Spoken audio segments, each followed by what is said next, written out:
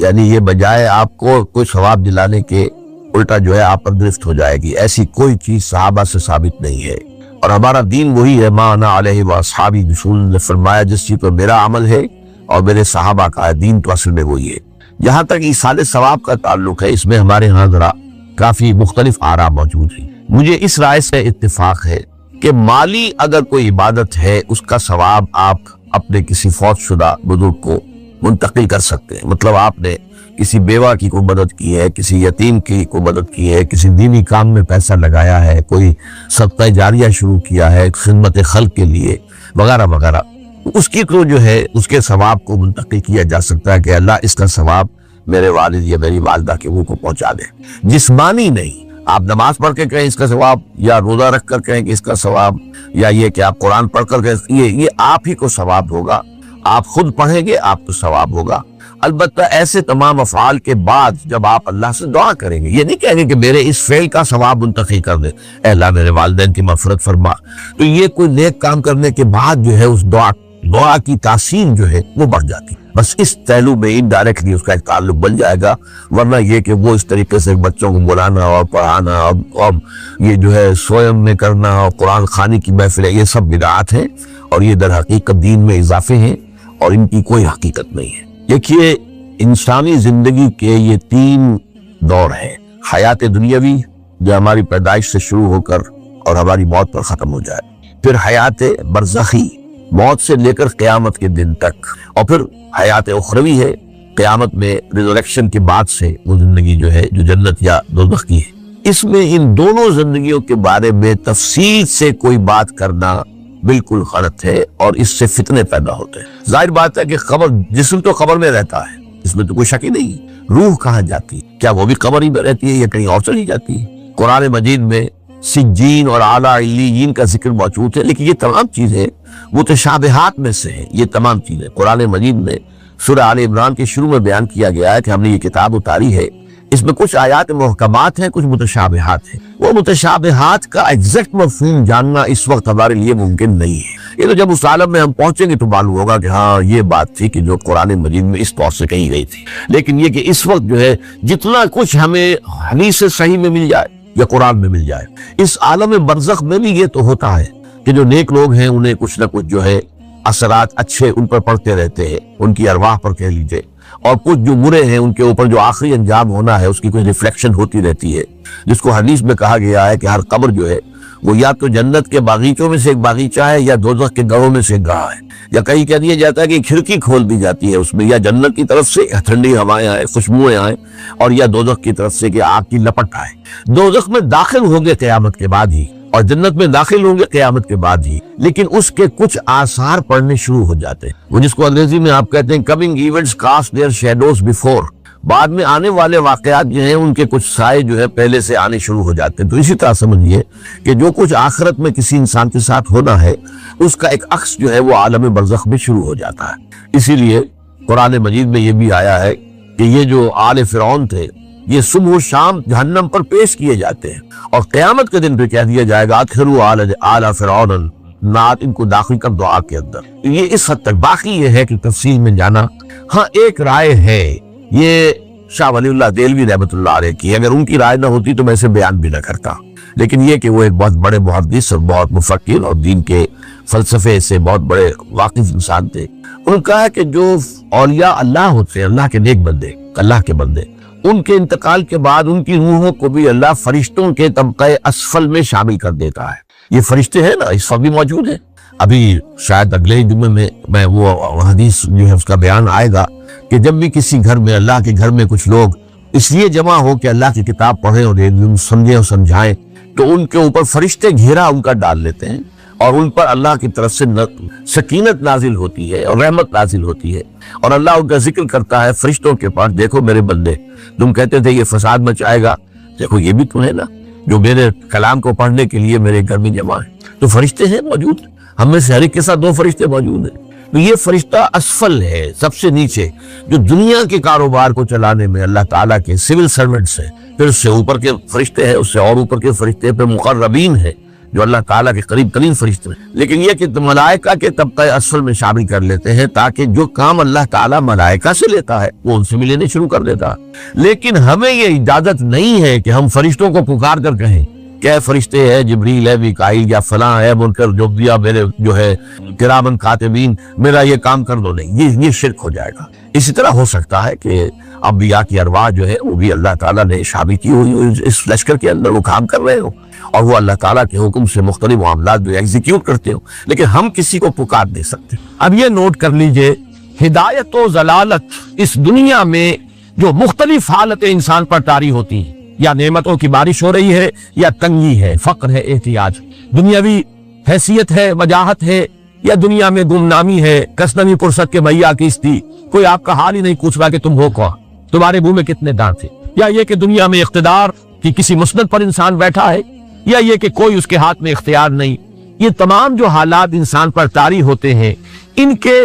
جواب میں جو طرز عمل فکری اعتبار سے اور عملاً انسان اختیار کرتا ہے اس کے 4 درجے ہیں۔ پہلا درجہ ہے انتہائی گمراہی، ضل ضلالا بعیدا۔ وہ کیا ہے؟ اگر عزت ہوئی، نعمتیں ملی، فلاں دیوی یا دیوتا کی نگاہ کرم ہے، اس کی کرپا سے یہ ہو گیا، اور اگر کوئی تکلیف آ گئی، مصیبت آ گئی، معلوم ہوتا ہے کہ فلاں دیوی یا دیوتا ہم سے ناراض ہو گیا، یہ کالی دیوی کی طرف سے کوئی مصیبت آ گئی ہے، یا یہ کہ یہ لکشمی دیوی کی نگاہ کرم ہے کہ ہمیں دولت مل گئی ہے۔ یہ تو ہے شرک ہونے کے اعتبار سے یہ ہے ضل ضلالا بعیدا، انتہائی پستی۔ اس پستی سے اوپر آئیں گے تو توحید کی پہلی منزل ہے، عزت دی اللہ نے دی، اگر کوئی تنگی آ گئی، فقر، تکلیف، کوئی ذلت، رسوائی، یہ بھی اللہ کی طرف سے۔ ایک اعتبار سے تو انسان ہدایت پر آ گیا، بڑی گہرائی تھی اس گندگی کی اور اس خباثت کی جو شرک جس کا نام ہے، اس سے انسان نکل آیا، نجاست سے۔ توحید تو ہے لیکن ابھی اس میں اس کی گمراہی کا ایک ایلیمنٹ شامل ہے، اور یہ گمراہی سے جب تک آگے نہیں آئے گا، اوپر نہیں ابھرے گا، اس کا طرز عمل کیا ہوگا کہ ذرا کچھ مل گیا، عزت مل گئی، پھولے نہیں سما رہے، مدد مانگنی ہو تو صرف اللہ۔ یہ دین کی روح کا ایک بہت اہم مسئلہ ہے، بہت اہم روح ہے دین۔ میں نے اسی لیے آج سورہ فاتحہ کی تلاوت کی شروع میں کہ اس مسئلے کی اہمیت میں اس کا آپ کو اندازہ ہو جائے۔ سورہ فاتحہ جو ہماری نماز کا جزو لازم ہے، حدیث نبوی ہے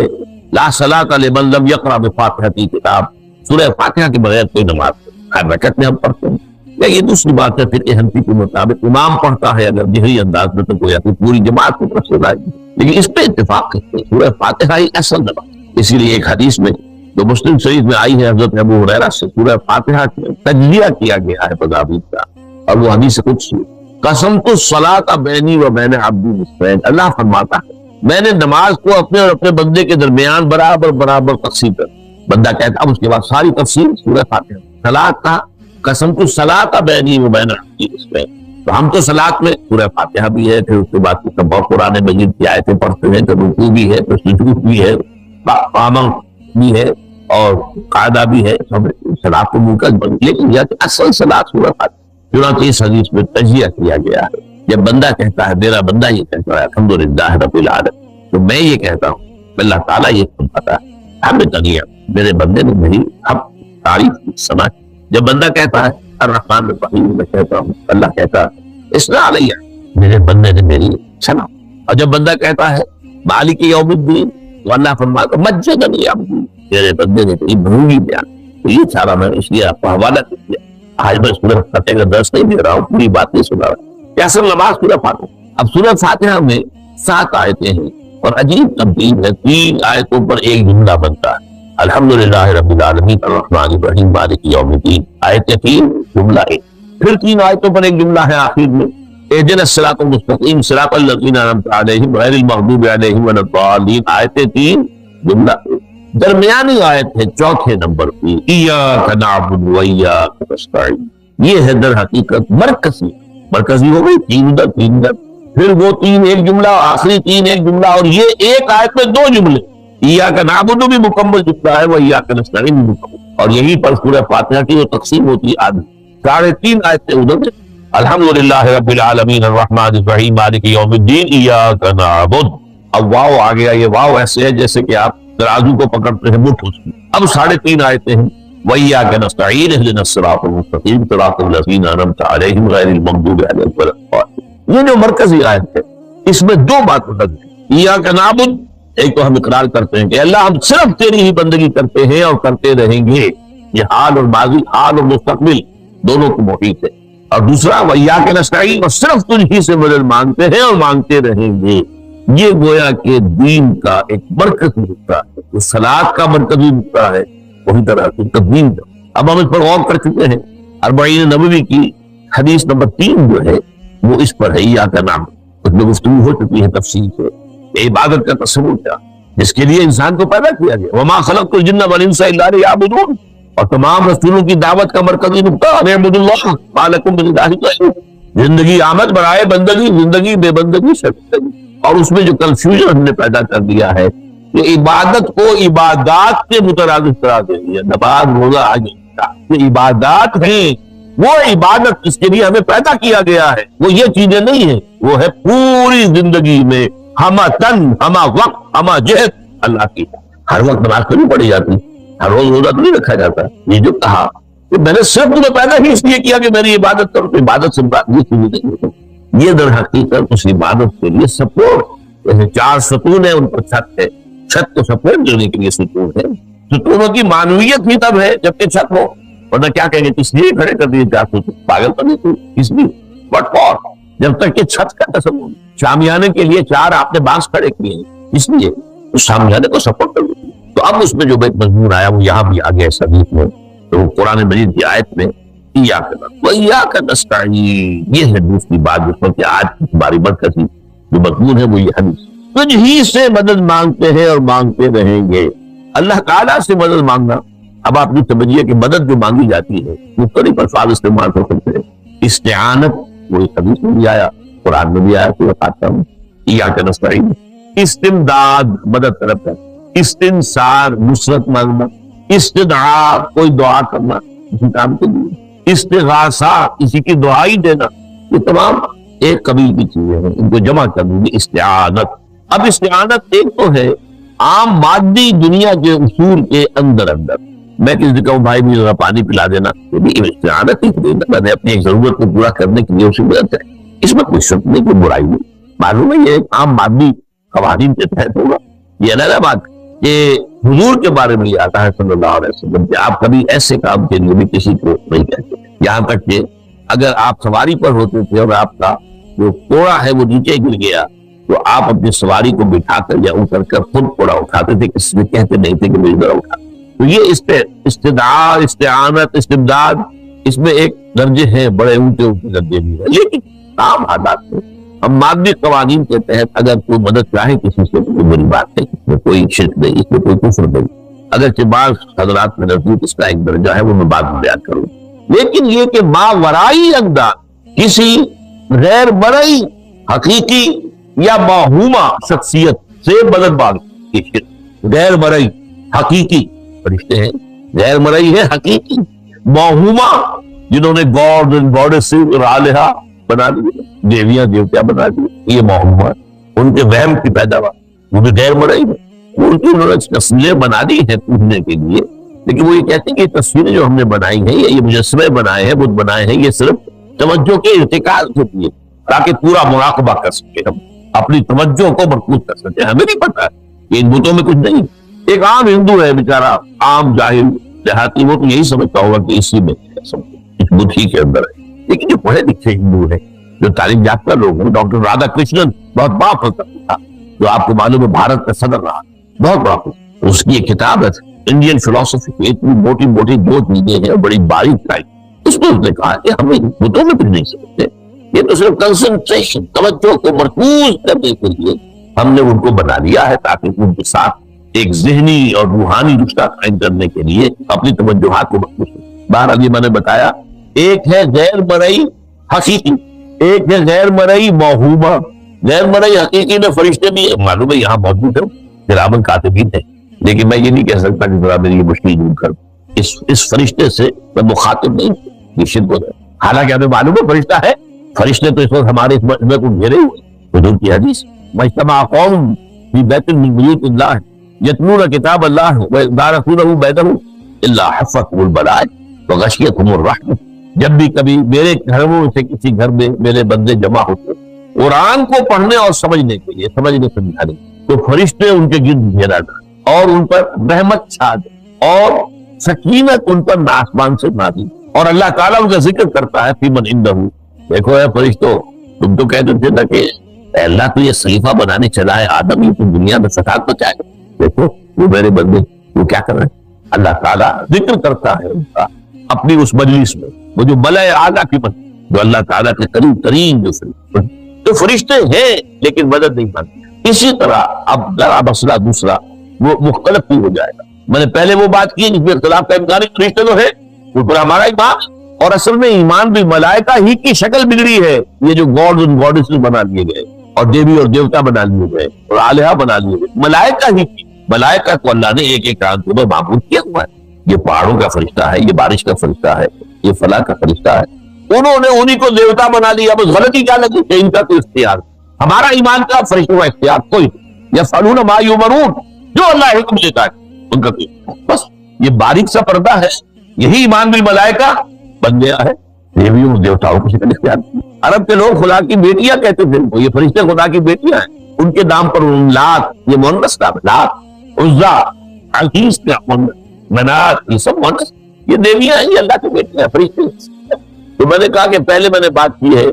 وہ غیر مرئی کہ جو یقینی ہیں، متفق علیہ ہیں، فرشتے ہیں، ایک ہے مختلف سی، وہ یہ ہے کہ اولیاء اللہ کی ارواح بھی، ان کو بھی، یہ اگر یہ قول امام الہند شاہ ولی اللہ دہلوی کا نہ ہوتا تو میں کبھی اس کو تسلیم نہ کرتا، ان کا قول کہ اللہ تعالیٰ اپنے جو بڑے محبوب بندے ہوتے ہیں ان کے انتقال کے بعد ان کی ارواح کو بھی فرشتوں کے جو درجہ اسفل ہے، سب سے نچلے درجے کے جو فرشتے ہیں ان میں شامل کرتے ہیں، اور اللہ کے احکام کی جیسے تنفیذ وہ فرشتے کرتے ہیں وہ۔ اب یہ مختلف ہی مسئلہ ہو گیا، سب کے نزدیک نہیں ہے، لیکن یہ کہ بعض کے نزدیک شاہ ولی اللہ کہہ رہے ہیں تو اس کو تو ہم اٹھا کر ردی کی ٹوکری میں تو نہیں پھینک سکتے، لیکن ان کو بھی نہیں پکارا، وہ ہے، وہ بھی اللہ کی سول سروس کے اندر ہو گئے، سول سروس ہے نا، ان کے کاڈر ہیں، پٹواری سے آپ چلیں گے تو ریونیو کا جو ہے پٹواری پر گرداور اور گرداور سے گرداور، قانون گو اور اس سے اوپر اور نائب تحصیلدار، تو فرشتوں کے بھی گریڈ طبقہ اسفل، طبقہ اعلیٰ، تو اگر اللہ تعالیٰ اپنے نیک بندوں کی ارواح کو بھی شامل کر دے ہمیں کیا اعتراض ہے، اور اس کو ماننے سے کوئی شرک لازم نہیں آئے گا۔ ہاں انہیں پکسی ہے تو شرک لازم آئے گا، بات سمجھ باری پر فرشتوں کو مانتے ہیں، پکارنا بدل نہیں مان سکتے، اسی طریقے سے ان کو آپ مانتے بھی ہوں کہ وہ ملائکہ کی آخری صف میں ان کو بھی اللہ نے بھرتی کر دیا ہے تو ٹھیک ہے، لیکن یہ کہ آپ اختلاف کریں، اختلاف بھی کرتے ہیں، اتنی بڑی بات کے لیے وہ دلیل قرآن مجید سے ہے، یہ تو سب کہتا ہے یہ کہ یہ قول ہے محدث کا ہے، لیکن در بعد فرق جو بتا رہا ہوں ان کو یہ مان لینا کہ فرض کیجئے شیخ عبد القادر جو ہے بغدادی گیلانی رحمت اللہ علیہ، ان کی روح اب کہیں آ سکتی ہے، ارواح آ سکتی ہے، جیسے ملائکہ آ سکتی ہے، روح محمدی صلی اللہ علیہ وسلم، لیکن ہم اس وقت محمد کو پکاریں گے نہیں، پکارا کہ دعوت جب دعا کی تو یہ ذرا باریک سا فرق ہے جو ہمارے ہاں اس فرق کو نہ سمجھنے کی وجہ سے یا تو انکار کر دیتے صرف روح آئینی سے، اور یا یہ کہ پھر ان سے دعائیں اور استدعاء اور استغاثہ، تو یہ دونوں میں جو ہے انتہا ہے۔ اچھا، دنیا کے قانون کے تحت بھی جو میں نے کہا تھا میں بتاؤں گا، اس کا بھی ایک مرتبہ ہے،